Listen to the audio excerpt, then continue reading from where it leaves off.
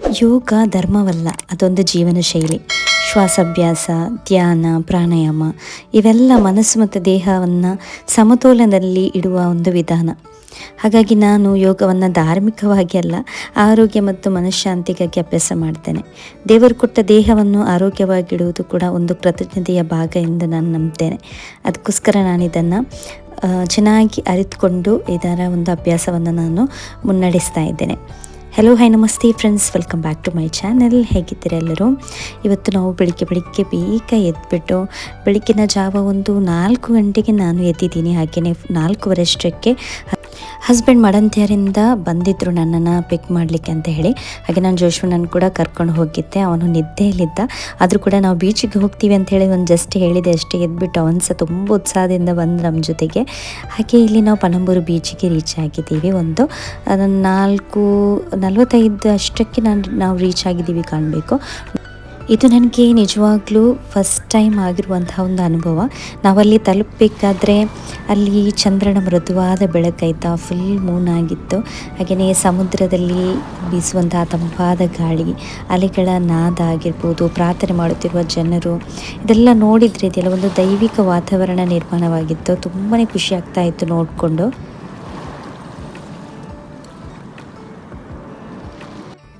ಒಂದು 3,500 ಜನರು ಇಲ್ಲಿ ಸೇರಿದರು.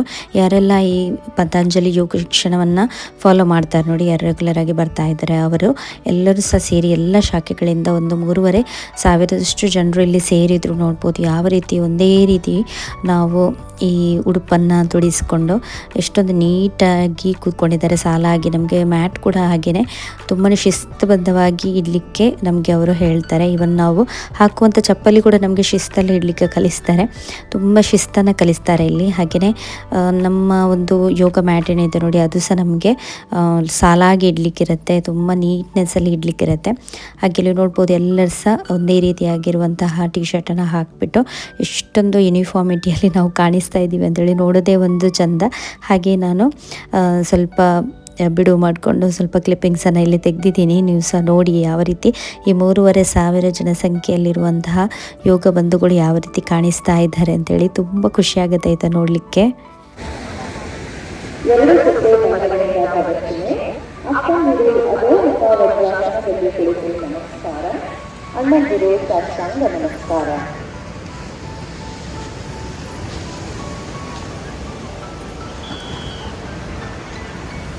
ಎಲ್ಲರೂ ವಜ್ರಾಸನಕ್ಕೆ ಬರೋಣ. ಹಾಗೆ ಈ ರೀತಿ ತಿರುಗಿಕೊಳ್ಳೋಣ. ಹಾಗೆ ನಮಗೆ ಸ್ವಲ್ಪ ಡಿಫ್ರೆಂಟ್ ಸ್ಟೈಲಲ್ಲಿ ಇವತ್ತು ವಾರ್ಮಪ್ ಎಲ್ಲ ಮಾಡಿಸಿದ್ರು. ಯಾವ ರೀತಿ ನಾವು ನೋಡಿ ಹಳೆ ಕಾಲದಲ್ಲೆಲ್ಲ ಕೆಲಸ ಎಲ್ಲ ಮಾಡ್ತಾ ಇದ್ವಿ, ಯಾವ ರೀತಿ ಅಕ್ಕಿ ಹಿಟ್ಟನ್ನೆಲ್ಲ ರುಬ್ತಾ ಇದ್ವಿ, ಯಾವ ರೀತಿ ಬಟ್ಟೆ ಒಗಿತಾ ಇದ್ವಿ, ಅದೆಲ್ಲ ರೀತಿಯಲ್ಲಿ ನಮಗೆ ಸುಮ್ಮನೆ ಇಮ್ಯಾಜಿನ್ ಮಾಡಿಕೊಂಡು ಈ ರೀತಿ ವಾರ್ಮಪ್ ಮಾಡಲಿಕ್ಕೆ ಹೇಳಿದರು. ತುಂಬ ಫನ್ ಆಯಿತು ಅಲ್ಲಿ. ಯಾಕಂತ ಹೇಳಿದರೆ ನಾವು ಬೆಳಿಗ್ಗೆ ಬೇಗ ಎದ್ದು ಅದೇ ಒಂದು ಮೂಡಲ್ಲಿ ಇರ್ತೀವಿ, ಸ್ವಲ್ಪ ನಿದ್ದೆ ಮೂಡಲ್ಲಿ ಇರ್ತೀವಿ. ಹಾಗೆ ಸ್ವಲ್ಪ ಎಂಟರ್ಟೈನ್ಮೆಂಟ್ ಆಯಿತು. ಹಾಗೆಯೇ ಸ್ವಲ್ಪ ನಮಗೆ ಗೊತ್ತಿಲ್ಲದ ರೀತಿಯಲ್ಲಿ ತುಂಬ ಒಂದು ಖುಷಿಯಲ್ಲಿ ನಾವು ವಾರ್ಮಪ್ ಸಹ ಮಾಡಿದ್ವಿ. ನಂತರ ಗಣಪತಿ ನಮಸ್ಕಾರವನ್ನು ಮಾಡಿಸಿದ್ರು. ಹಾಗೆಯೇ ಸೂರ್ಯ ನಮಸ್ಕಾರ ಕೂಡ ನಾವು ಮಾಡಿದ್ವಿ. ತುಂಬ ಒಂದು ಅದ್ಭುತವಾದ ಅನುಭವ ಆಯಿತು. ಎಲ್ಲರ ಜೊತೆ ಈ ರೀತಿ ಸೇರಿಕೊಂಡು ಮಾಡುವಂಥದ್ದು ಇದೆಯಲ್ಲ, ನಿಜವಾಗ್ಲೂ ಬೆಸ್ಟ್ ಎಕ್ಸ್ಪೀರಿಯೆನ್ಸ್ ಅಂತಲೇ ಹೇಳ್ಬೋದು. ನಾನು ಜೋಶ್ವನನ್ನು ಕೂಡ ಕರ್ಕೊಂಡು ಬಂದಿದ್ದೆ, ಅವನ ತಂದೆ ಜೊತೆಗೆ ಸಪ್ರೇಟಾಗಿ. ಅಲ್ಲಿ ಅಂತ ಹೇಳಿದ್ರೆ ಒಂದು ಫುಲ್ ಲೈನ್ ನಮಗೆ ಹೆಂಗಸರಿಗಿರುತ್ತೆ, ಇನ್ನೊಂದು ಬದಿಯಲ್ಲಿ ಗಂಡಸರಿಗಿರುತ್ತೆ. ಸೊ ಅಲ್ಲಿ ನಾನು ಅವನಿಗೆ ಮಲಗಿಸಿ ಬಂದಿದ್ದೆ ಮ್ಯಾಟೆಲ್ಲ ಹಾಕಿಬಿಟ್ಟು. ಯಾಕಂತ ಹೇಳಿದರೆ ಇನ್ನೂ ಸಹ ಕತ್ತಲೇನೆ ಇತ್ತಲ್ಲ, ಹಾಗೆ ಆದರೆ ಶಬ್ದ ಇತ್ತು. ಆದರೆ ಅವನಿಗೆ ಸ್ವಲ್ಪ ನಿದ್ದೆ ಬಂದಿತ್ತು. ನಾನು ನೋಡಿದೆ ಅವನಿಗೆ ಹೋಗಿ 1-2 ಸರ್ತಿ ಚೆಕ್ ಮಾಡಿಬಿಟ್ಟು ಬಂದೆ. ಆದರೆ ಅವನು ನಿದ್ದೆಯಲ್ಲಿದ್ದ ಅಂಥೇಳಿ ನಾನು ಅವನಿಗೆ ಎಬ್ಬಿಸಲಿಲ್ಲ, ಹಾಗೆ ಕರ್ಕೊಂಡು ಸಹ ಬರಲಿಲ್ಲ. ಹಾಗೆ ನಮಗೆ ಇಲ್ಲಿ ಕೆಲವೊಂದು ಸೂರ್ಯ ನಮಸ್ಕಾರ, ಗಣಪತಿ ನಮಸ್ಕಾರ, ಹಾಗೆಯೇ ಬ್ರೀತಿಂಗ್ ಎಕ್ಸಸೈಸ್ ಎಲ್ಲ ಮಾಡಿಸಿದರು. ತುಂಬಾ ಖುಷಿಯಾಯಿತು. ಹಾಗೆಯೇ ನಮ್ಮ ನಿದ್ದೆಲ್ಲ ಓಡಿ ಹೋಯಿತು. ಅಂಥೇಳಿದರೆ ಆ ಒಂದು ವಾತಾವರಣದಲ್ಲಿ ನಿದ್ದೆ ಸಹ ಬರೋದಿಲ್ಲ ಆಯಿತಾ. ಅಷ್ಟೊಂದು ಚೆನ್ನಾಗಿ ಎಲ್ಲರೂ ಸಹ ಆ್ಯಕ್ಟಿವ್ ಆಗಿ ಮಾಡ್ತಾರೆ. ಎಷ್ಟೊಂದು ಏಜ್ ಆದವರು ಕೂಡ ಎಷ್ಟೊಂದು ಆ್ಯಕ್ಟಿವಲ್ಲಿ ಮಾಡ್ತಾರೆ ಗೊತ್ತುಂಟ. ನಮಗೇ ನಾವು ಎಷ್ಟು ಯಂಗ್ ಆಗಿ ಕೂಡ ನಮಗೆ ಕೆಲವೊಮ್ಮೆ ಅವರ ಥರ ಮಾಡಲಿಕ್ಕೆ ಆಗೋದಿಲ್ಲ. ಅಷ್ಟೊಂದು ಒಂದು ಇಂಟ್ರೆಸ್ಟಲ್ಲಿ ಅವರು ಮಾಡ್ತಾರೆ, ನೋಡಲಿಕ್ಕೇ ಒಂದು ಖುಷಿ. ಹಾಗೆ ಇಲ್ಲಿ ಇವತ್ತಿನ ಈ ಒಂದು ವಾತಾವರಣಕ್ಕೆ ನಮಗೆ ನಿಜವಾಗ್ಲೂ ಇನ್ನೂ ಸಹ ಎಕ್ಸಸೈಸ್ ಮಾಡುವ ಯಾವುದೇ ರೀತಿಯಾದಂಥ ಒಂದು ನಮಗೆ ಸಾಕಂತೇಳಿ ಅನ್ನಿಸ್ತಾನೇ ಇರಲಿಲ್ಲ.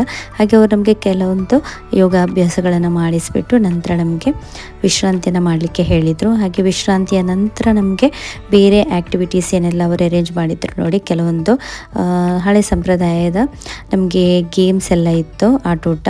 ಹಾಗೆ ಅದರಲ್ಲಿ ನಾನು ಸಹ ಪಾರ್ಟಿಸಿಪೇಟ್ ಮಾಡಿದೆ. ಎಲ್ಲರಿಗೆ ಸಹ ಪಾರ್ಟಿಸಿಪೇಟ್ ಮಾಡಲಿಕ್ಕಿತ್ತು.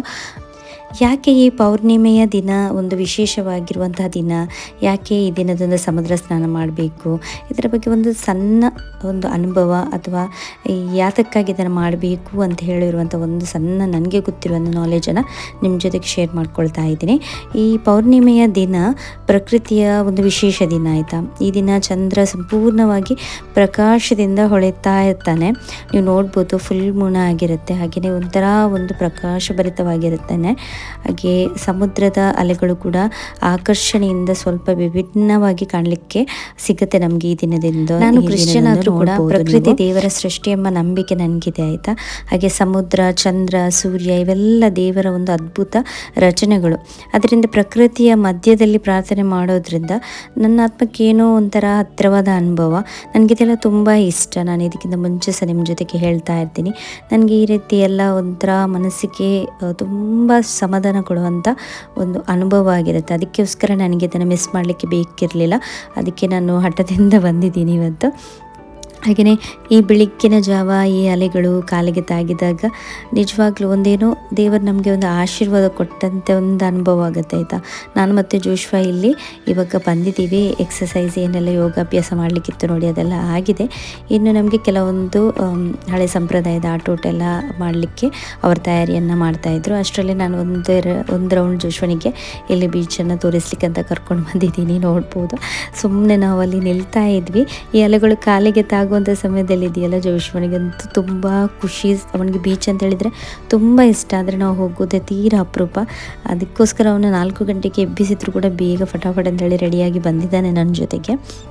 ಹಾಗೆ ಇಲ್ಲಿ ನಾವು ಈ ಒಂದು ಪ್ರಶಾಂತವಾದ ವಾತಾವರಣದಲ್ಲಿ ಬೆಳಿಗ್ಗೆ ಬರಬೇಕಾದ್ರೆ ನಿಜವಾಗ್ಲೂ ನಮ್ಮ ಒಂದು ಹೃದಯದಲ್ಲಿ ಇದೆಲ್ಲ ಚಿಂತೆಗಳು ದೇವರ ಮುಂದೆ ಇಟ್ಟು ಕೃತಜ್ಞತೆಯಿಂದ ಪ್ರಾರ್ಥನೆ ಮಾಡಲಿಕ್ಕೆ ಒಂದು ಅವಕಾಶ ಅಂತಲೇ ಹೇಳ್ಬೋದು. ಏನೇ ಒಂದು ವ್ಯಥೆ ಇದ್ದರೂ ಕೂಡ ಅದು ಸಹ ಮಾಯ ಆಗಿ ಹೋಗುತ್ತೆ. ಅಂಥ ಒಂದು ಶಕ್ತಿ ಇದೆ ಈ ಪ್ರಕೃತಿಗೆ, ಇವತ್ತಿನ ಈ ವಾತಾವರಣಕ್ಕೆ ಅಂತಲೇ ಹೇಳ್ಬೋದು.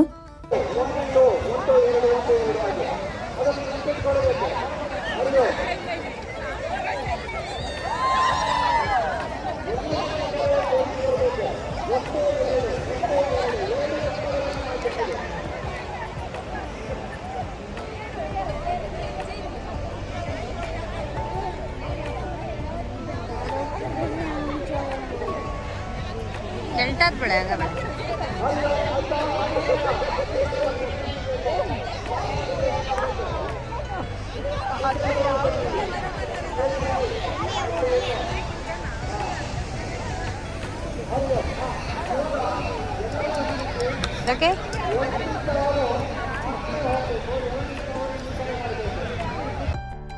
ಹಾಗೆ ನಮಗೆ ಕೆಲವೊಂದು ಸಾಂಪ್ರದಾಯಿಕವಾಗಿರುವಂತಹ ಆಟೋಟಗಳನ್ನೆಲ್ಲ ಆಡಿಸ್ತಾ ಇದ್ರು. ನಾವೆಲ್ಲ ನಿಮಗೆಲ್ಲ ನೆನಪಿರ್ಬೋದು, ಸಣ್ಣದಿರುವಾಗ ಹುಲಿದನ ಈ ಥರ ಎಲ್ಲ ಆಟ ಆಡ್ತಾ ಇದ್ವಿ. ಹಾಗೆಯೇ ಸೊಪ್ಪಾಟ ಆ ರೀತಿ ಎಲ್ಲ ಆಟ ಆಡ್ತಿದ್ವಿ ನೋಡಿ. ಅದೇ ರೀತಿ ಕೆಲವೊಂದು ಒಳ್ಳೊಳ್ಳೆ ಆಟಗಳನ್ನೆಲ್ಲ ಆಡಿಸ್ತಾಯಿದ್ರು. ಗ್ರೂಪನ್ನು ಮಾಡ್ತಾಯಿದ್ರು. ಹಾಗೆಯೇ ನಂಬರೆಲ್ಲ ಕೊಟ್ಟು ತುಂಬ ಅಚ್ಚುಕಟ್ಟಾಗಿ ನೀಟ್ನೆಸ್ಸಲ್ಲಿ ಏನು ಸಹ ಗೊಂದಲ ಇಲ್ಲದೆ ಒಂದು 3,500 ಜನರನ್ನ ನಾವು ಮ್ಯಾನೇಜ್ ಮಾಡೋದು ಎಷ್ಟು ಕಷ್ಟ ಅಂಥೇಳಿ ಎಲ್ರಿಗೂ ಗೊತ್ತಿದೆ. ಸ್ವಲ್ಪ ಮಂದಿ ಮಕ್ಕಳನ್ನೇ ನಮಗೆ ಕಂಟ್ರೋಲ್ ಮಾಡಲಿಕ್ಕೆ ಆಗೋದಿಲ್ಲ. ಹಾಗೆ ಇಲ್ಲಿ ಎಲ್ಲ ಏಜ್ ಗ್ರೂಪ್ನವರಿದ್ದರು, ಮಕ್ಕಳು ಸಹ ಬಂದಿದ್ದರು, ಹಿರಿಯರು ಸಹ ಬಂದಿದ್ದರು, ಹಾಗೆ ಮಿಡಲ್ ಏಜ್ ಅವರು ಕೂಡ ಬಂದಿದ್ದರು. ಹಾಗಾಗಿ ನೀವು ಒಂದು ಅಂದಾಜು ಮಾಡ್ಬೋದು ಯಾವ ರೀತಿ ಇವರನ್ನು ಕಂಟ್ರೋಲ್ ಮಾಡ್ಬೋದು ಅಂತೇಳಿ. ಹಾಗಾಗಿ ಇಲ್ಲಿ ತುಂಬ ಮಂದಿ ವಾಲಂಟಿಯರ್ ಆಗಿ ತುಂಬ ಸೇವೆಯನ್ನು ಕೊಡ್ತಾಯಿದ್ರು. ಒಳ್ಳೆ ಅಚ್ಚುಕಟ್ಟಾಗಿ ಗ್ರೂಪೆಲ್ಲ ಮಾಡಿಬಿಟ್ಟು ಇಲ್ಲಿ ಗೇಮ್ಸನ್ನೆಲ್ಲ ಆಡಿಸಿದ್ರು. ತುಂಬ ಒಂದು ಖುಷಿ ಆಗ್ತಾಯಿದ್ದು ಇಲ್ಲಿ ಗೇಮ್ಸ್ ಆಡಲಿಕ್ಕೆ. ನಾನು ಕೂಡ ಪಾರ್ಟಿಸಿಪೇಟ್ ಮಾಡಿದೆ. ಹಾಗೆ ಜೋಶ್ವನಿಗೆ ಸ್ವಲ್ಪ ಹೇಳಿದ್ದೆ, ಸ್ವಲ್ಪ ವೀಡಿಯೋ ತೆಗಿ ಮಗ ಅಂತ ಹೇಳಿ. ಹಾಗೆ ಸ್ವಲ್ಪ ಅವನು ಇಲ್ಲಿ ವೀಡಿಯೋ ಕ್ಲಿಪ್ಪಿಂಗ್ಸನ್ನು ತೆಗೆದಿದ್ದಾನೆ, ಅದನ್ನೇ ಇಲ್ಲಿ ಶೇರ್ ಮಾಡ್ಕೊಳ್ತಾ ಇದ್ದೀನಿ.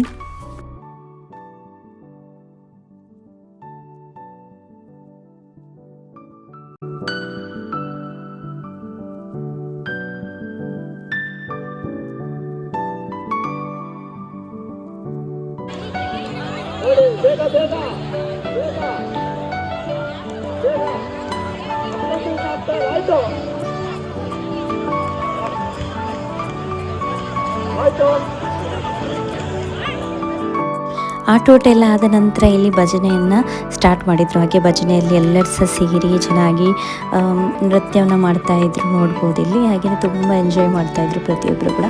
ಹಾಗೆ ನಾನು ಜೋಶ್ವಿನನ್ನು ಸ್ವಲ್ಪ ನೋಡ್ಕೊಳ್ತಾ ಇದ್ದೆ. ಇಲ್ಲಿ ಬೀಚ್ ಸೈಡಲ್ಲ, ಹಾಗೆ ಸ್ವಲ್ಪ ನೋಡ್ಕೊಳ್ತಾ ಇರಬೇಕಾಗುತ್ತೆ. ಹಾಗೆ ವಾಲಂಟಿಯರ್ಸ್ ಇದ್ದರು, ಆದರೂ ಕೂಡ ಮಕ್ಕಳಿಗೆ ಹೇಳೋಕ್ಕಾಗೋದಿಲ್ಲ ಅಲ್ಲ, ನನ್ನನ್ನೇ ಹುಡುಕಿಕೊಂಡು ಅವನು ಬರ್ತಾ ಇದ್ದ.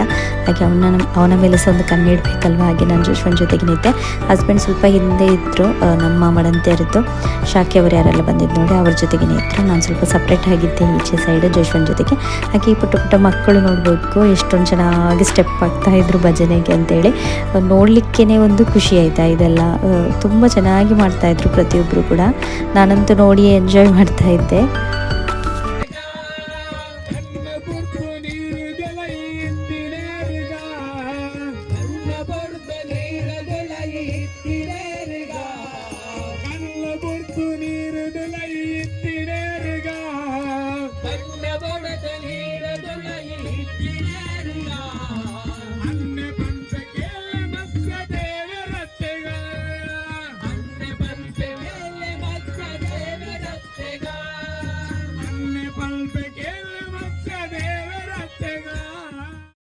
ಭಜನೆ ಎಲ್ಲ ಆದ ನಂತರ ನಮಗೆ ಫಲಹಾರ ಕೊಟ್ಟಿದ್ದರು. ಅದಾದ ನಂತರ ಇವಾಗ ಕೊನೆ ಹಂತವಾಗಿ ಹೆಂಗಸರೆಲ್ಲರೂ ಸಹ ಆರತಿ ತಟ್ಟೆಯನ್ನು ಸಿದ್ಧ ಮಾಡಲಿಕ್ಕೆ ಶುರು ಮಾಡಿದರು.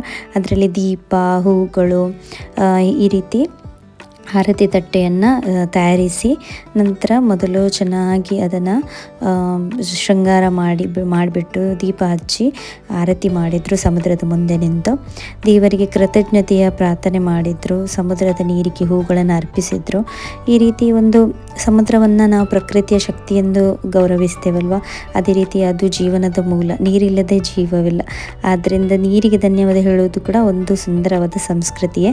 ಅದನ್ನು ನೋಡುವಂತೆ ಒಂಥರ ಕಣ್ಣಿಗೆ ಚಂದ. ಹಾಗೆ ಪ್ರತಿಯೊಬ್ಬರು ಕೂಡ ಹೆಂಗಸರು ಈ ರೀತಿ ಸಮುದ್ರಕ್ಕೆ ಪೂಜೆಯನ್ನು ಮಾಡ್ತಾಯಿದ್ರು ಹೂಗಳನ್ನು ಅರ್ಪಿಸಿ.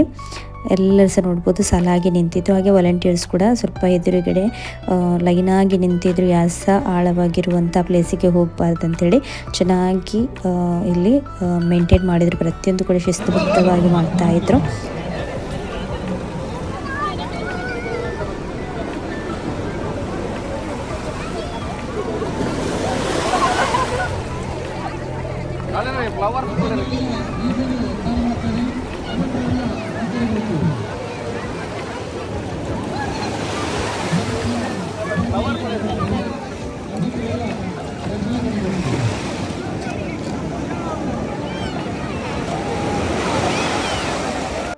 ಈ ಸಮಯದಲ್ಲಿ ಈ ಅಲೆಗಳು ಕಾಲಿಗೆ ತಾಗಿದಾಗಿದೆಯಲ್ಲ, ಮನಸ್ಸಲ್ಲಿ ಏನೋ ಒಂಥರ ಖುಷಿ, ಏನೋ ನಮ್ಮ ಮನಸ್ಸಲ್ಲಿ ಇರುವಂತಹ ನಕಾರಾತ್ಮಕ ಏನೋ ಒಂದು ಚಿಂತನೆ ಆಗಿರ್ಬೋದು, ಏನೇ ಒಂದು ವ್ಯಥೆ ಆಗಿರ್ಬೋದು, ಯಾವುದೇ ಒಂದು ಟೆನ್ಷನ್ ಆಗಿರ್ಬೋದು, ಎಲ್ಲ ನೀರಿನಲ್ಲಿ ಹೋಗಿದಾಗಿ ಅನುಭವ ಆಗ್ತಾಯಿತ್ತು. ತುಂಬ ಖುಷಿ ಆಗ್ತಾಯಿತ್ತು. ಮಕ್ಕಳಂತೂ ತುಂಬ ಎಂಜಾಯ್ ಮಾಡಿದ್ದಾರೆ.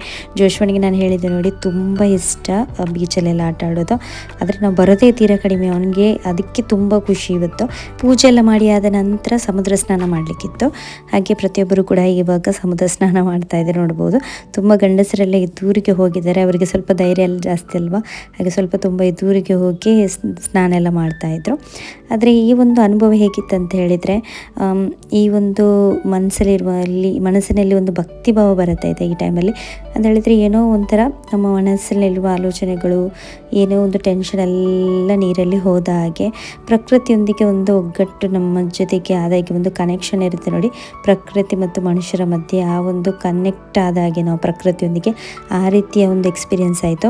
ಹಾಗೆ ಆ ದಿನ ನನಗೆ ತಿಳಿದಿದ್ದು, ಪ್ರಕೃತಿಯ ಮುಂದೆ ನಿಂತಾಗ ನಾವು ಎಷ್ಟು ಸಣ್ಣವರಂತ ಅನಿಸುತ್ತೆ ಗೊತ್ತಾ. ದೇವರ ಪ್ರೀತಿ ನಮ್ಮನ್ನು ಎಷ್ಟು ದೊಡ್ಡವರನ್ನಾಗಿ ಮಾಡುತ್ತೆ ಅನಿಸುತ್ತೆ.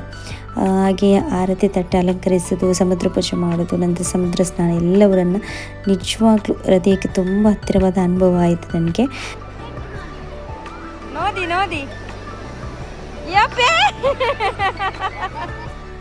ಹಾಗೆ ಆ ದಿನ ನಾವು ಬಂದುಬಿಟ್ಟು ಸ್ವಲ್ಪ ರೆಸ್ಟ್ ಎಲ್ಲ ಮಾಡಿದ್ವಿ ಮಧ್ಯಾಹ್ನ ನಂತರ. ಹಾಗೆ ದಿನಸ ಕೆಲಸ ಎಲ್ಲ ಜಾಸ್ತಿ ಮಾಡಲಿಕ್ಕೆ ಹೋಗಲಿಲ್ಲ. ಹಾಗೆ ಈವ್ನಿಂಗಿಗೆ ನಮಗೆ ಒಂದು ವೆಡ್ಡಿಂಗ್ ಫಂಕ್ಷನ್ಗೆ ಹೋಗಲಿಕ್ಕಿತ್ತು. ಹಾಗೆ ನಾನು ಇಲ್ಲೇ ರೆಡಿ ಆಗ್ತಾ ಇದ್ದೀನಿ. ಇವತ್ತು ನಾನು ಈ ಬ್ಲ್ಯಾಕ್ ಕಲರಿದ್ದು ಸಾರಿಯನ್ನು ಹಾಕಿದ್ದೀನಿ. ನನಗೆ ಸಾರಿ ಹಾಕಲಿಕ್ಕೆ ತುಂಬ ಇಷ್ಟ, ಆದರೆ ಸ್ವಲ್ಪ ಟೈಮ್ ತೊಗೊಳುತ್ತೆ ಅಂಥೇಳಿ ಉದಾಸೀನ ಆಗುತ್ತೆ ನನಗೆ ಹಾಕಲಿಕ್ಕೆ. ಆದರೆ ಇವತ್ತು ಯಾಕೋ ಸಾರಿ ಉಡುವ ಅಂಥೇಳಿ ಅನಿಸಿತು. ಇದು ನನಗೆ ಹಸ್ಬೆಂಡ್ ಗಿಫ್ಟ್ ಕೊಟ್ಟಿರುವ ಸಾರಿ ಆಯಿತಾ. ತುಂಬಾ ಚೆನ್ನಾಗಿದೆ, ಕ್ವಾಲಿಟಿ ಕೂಡ ತುಂಬ ಚೆನ್ನಾಗಿದೆ ಇದರದ್ದು. ಹಾಗೆ ಇವತ್ತು ನಾನು ಸಿಂಪಲ್ ಆಗಿರುವಂತಹ ಮೇಕಪ್ಪನ್ನು ಮಾಡ್ತಾ ಇದ್ದೀನಿ. ನಾನು ಹೇಳಿದ್ದೆ ಅಲ್ವಾ, ಫಂಕ್ಷನ್ಗೆಲ್ಲ ಹೋಗಬೇಕಾದ್ರೆ ನಾನು ಸ್ವಲ್ಪ ಲೈಟಾಗಿ ಮೇಕಪ್ಪನ್ನು ಮಾಡ್ಕೊಳ್ತೀನಿ. ಅದಕ್ಕೆ ನಾನಿಲ್ಲಿ ಓಲೆ ಕ್ರೀಮ್ ಏನಿದೆ ನೋಡಿ, ಮಾಯಿಶ್ಚರೈಸರ್, ಅದನ್ನು ಹಾಕ್ಕೊಳ್ತಾ ಇದ್ದೀನಿ. ಇದು ಓಲೆ ಪ್ರೋ ಅಡ್ವಾನ್ಸ್ಡ್ ಹೈಡ್ರೇಟಿಂಗ್ ಮಾಯಿಶ್ಚರೈಸರ್ ಆಯಿತಾ. ನನಗೆ ತುಂಬ ಇಷ್ಟ ಆಯಿತು ಇದು, ಅದಕ್ಕೋಸ್ಕರ ನಿಮ್ಮ ಜೊತೆಗೆ ಶೇರ್ ಮಾಡಿಕೊಂಡೆ. ಒಂದು ವೇಳೆ ಇದ್ರ ಪ್ರಾಡಕ್ಟ್ ನಿಮಗೆ ಬೇಕಾದರೆ ಲಿಂಕ್ ಹಾಕಿಟ್ಟಿರ್ತೀನಿ, ನೀವು ಪರ್ಚೇಸ್ ಮಾಡ್ಬೋದು. ಯಾಕೆ ಹೇಳ್ತಾ ಇದ್ದೀನಿ ಗೊತ್ತುಂಟಾ, ಇದರಲ್ಲಿ ತುಂಬ ಗ್ಲಾಸಿ ಲುಕ್ ಬರುತ್ತೆ ಆಯಿತಾ. ನಾವು ಹೈಲೈಟರ್ ಎಲ್ಲ ಯೂಸ್ ಮಾಡಬೇಕಂತಲೇ ಇಲ್ಲ, ಅಷ್ಟೊಂದು ಗ್ಲಾಸಿನೆಸ್ ಬರುತ್ತೆ ಈ ಒಂದು ಮಾಯಿಶ್ಚರೈಸರಲ್ಲಿ. ನಾನು ಸಿಂಪಲಾಗಿ ಮಾಯಿಶ್ಚರೈಸರ್ ಹಾಕ್ಕೊಂಡಿದ್ದೀನಿ, ಹಾಗೆ ಸ್ವಲ್ಪ ಫೌಂಡೇಶನ್, ನಂತರ ಈ ಕಾಂಪ್ಯಾಕ್ಟ್ ಪೌಡರ್ ಬರುತ್ತೆ ನೋಡಿ, ಅದನ್ನು ಹಾಕ್ಕೊಂಡಿದ್ದೀನಿ ಅಷ್ಟೇ.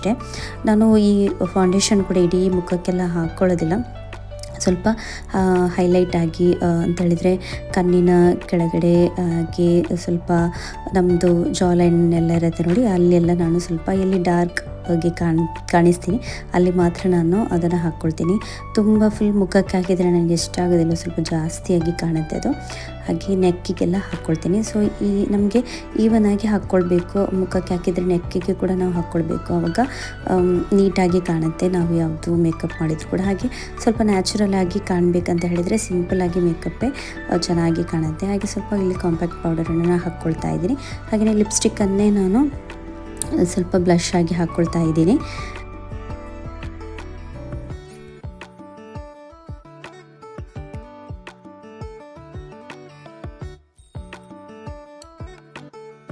ನಂತರ ನಾನು ರೆಗ್ಯುಲರ್ ಆಗಿ ಏನು ಹಾಕ್ಕೊಳ್ತೀನಿ ನೋಡಿ, ಸ್ವಲ್ಪ ಐಲೈನರ್ ಆಗಿರ್ಬೋದು, ಹಾಗೆಯೇ ಲಿಪ್ಸ್ಟಿಕ್ ಆಗಿರ್ಬೋದು, ಅದನ್ನೇ ಹಾಕ್ಕೊಳ್ತಾ ಇದ್ದೀನಿ. ಆದರೆ ಲಿಪ್ಸ್ಟಿಕ್ ಹಾಕುವಾಗ ನಾನು ಲಿಪ್ ಬಾಮನ್ನು ಕೂಡ ಹಾಕ್ತೀನಿ, ಸ್ವಲ್ಪ ಗ್ಲಾಸಿಯಾಗಿ ಕಾಣಲಿ ಅಂಥೇಳಿ ಅಷ್ಟೇ. ಮ್ಯಾಟ್ ಫಿನಿಶ್ ನನಗೆ ಕೆಲವೊಮ್ಮೆ ಇಷ್ಟ ಆಗುತ್ತೆ, ಕೆಲವೊಮ್ಮೆ ಇಷ್ಟ ಆಗೋದಿಲ್ಲ. ಹಾಗೆ ಫಂಕ್ಷನಿಗೆ ಅಲ್ವಾ ಅಂಥೇಳಿ ಸ್ವಲ್ಪ ರೆಡ್ ಲಿಪ್ಸ್ಟಿಕ್ಕನ್ನು ಹಾಕಿಬಿಟ್ಟು ನಾನು ಲಿಪ್ ಬಾಮನ್ನು ಹಾಕ್ತಾ ಇದ್ದೀನಿ ಅಷ್ಟೇ. ನಂತರ ಸ್ವಲ್ಪ ಬ್ಲಷನ್ನು ಹಾಕಿದ್ದೀನಿ ಮತ್ತೊಮ್ಮೆ ಅಷ್ಟೇ. ಇಲ್ಲಿ ನಾನು ಐಬ್ರೋಸನ್ನು ಕೂಡ ಸೆಟ್ ಮಾಡ್ತಾ ಇದ್ದೀನಿ. ಐಬ್ರೋ ಶೇಪನ್ನು ನಾನು ಮಾಡಿದೆ, ಈಗ ತುಂಬ ಟೈಮ್ ಆಯಿತು, ಸಮಯನೇ ಸಿಗ್ತಾಯಿಲ್ಲ, ಅದಕ್ಕೆ ಸ್ವಲ್ಪ ಸೆಟ್ ಮಾಡಿದೆ ಐಬ್ರೋಸನ್ನು. ಸೊ ಇಲ್ಲಿಗೆ ನಂದು ಲುಕ್ ಕಂಪ್ಲೀಟ್ ಆಗುತ್ತೆ. ಹಾಗೆ ನಾನೊಂದು ಹೊಸತು ನೆಕ್ಲೆಸ್ ಸೆಟ್ಟನ್ನು ತೊಗೊಂಡು ಬಂದಿದ್ದೆ ಆಯಿತಾ. ಇದನ್ನು ಅಮೆಝಾನಿಂದ ಪರ್ಚೇಸ್ ಮಾಡಿದ್ದೆ, ನಿಮಗೆ ಲಿಂಕ್ ಬೇಕಾದರೆ ಅದನ್ನು ಕೂಡ ಹಾಕ್ಕೊಳ್ತೀನಿ.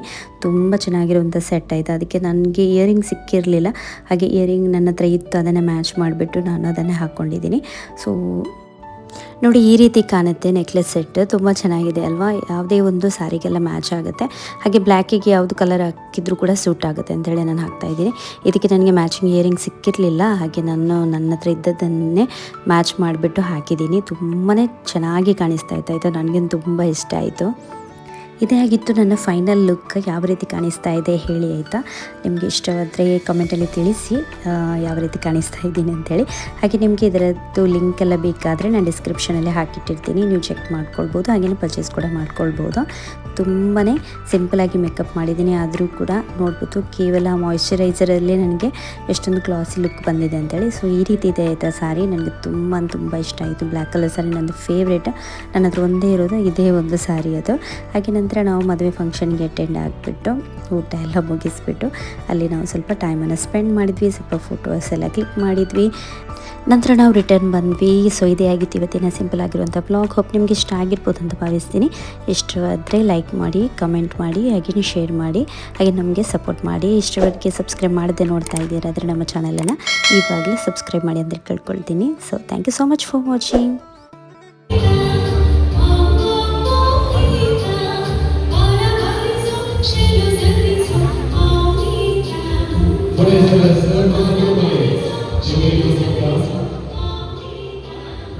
Voglio che arrivi a questo Sofoncia, e non va bene, adesso si dedica, dove